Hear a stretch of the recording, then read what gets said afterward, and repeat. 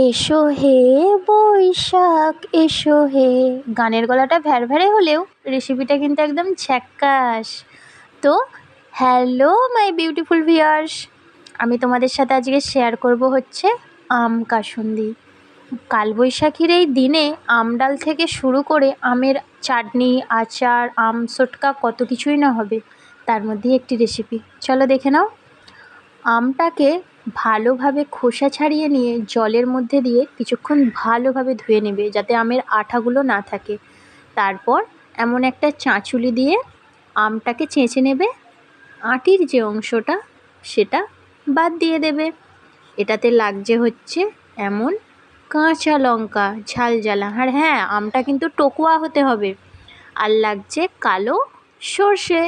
কাসুন্দি বানাতে তো সর্ষে লাগবে, তাহলে এতে কী লাগছে? কাঁচা লঙ্কা, কালো সর্ষে আর মেন আম।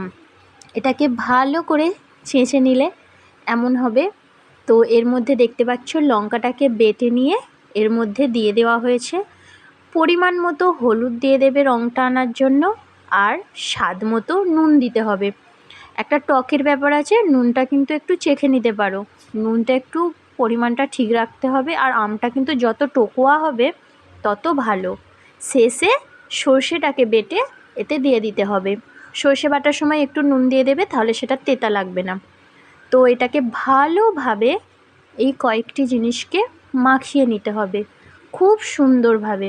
তারপর এটার মধ্যে দিয়ে দেবে সর্ষের তেল, দিয়ে সেটাকেও কিন্তু ভালোভাবে মাখিয়ে নিতে হবে। খুব সুন্দরভাবে মাখিয়ে নেওয়ার পর ব্যাস রেডি তোমার আম কাসুন্দি। কি সুন্দর দেখতে লাগছে না? এটাকে কাঁচের বয়ামে ভরে 1 সপ্তাহ মতো ভালোভাবে রোদে দেবে। যত রোদ খাবে এটার স্বাদ কিন্তু অসাধারণ হবে। গরম ভাতে বা কোনো কিছুতে খেতে কিন্তু জাস্ট দারুণ লাগে। একবার বানিয়ে দেখতে পারো। এবং শেষে অল্প একটু তেল দেবে, অনেক বেশি যে তেল দিতে হবে তা কিন্তু না। তো কেমন লাগলো রান্নাটা? আর এইটা কেমন দেখতে লাগছে জানিও কিন্তু।